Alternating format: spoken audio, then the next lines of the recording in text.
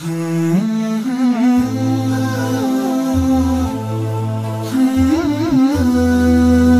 فرما رہے ہیں وَهَدَيْنَاهُ النَّجْدَيْنِ کہ ہم نے دو راستے دکھائے. ہم نے کتنے راستے؟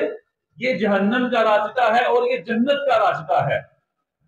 لہذا ہم نے ان دو راستوں کی نشاندہی کر دی، نبیوں کے ذریعے، امت کے ذریعے، دعوت کے ذریعے، علماء کے ذریعے، مبلغین کے ذریعے.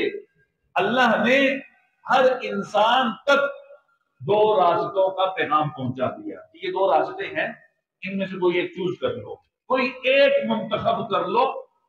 اگر تم جنت والا راستہ انتخاب کرو گے ظاہر ہے جنت میں جاؤ گے، اور اگر تم نے جہنم والا راستہ اختیار کیا تو تمہارا انجام وہ جہنم ہے.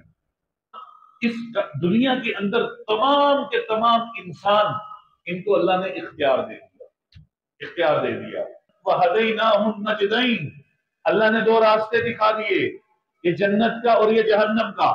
اب ان دونوں میں سے کس کے اوپر چلنا ہے؟ لہذا ہر انسان اختیار والا ہے.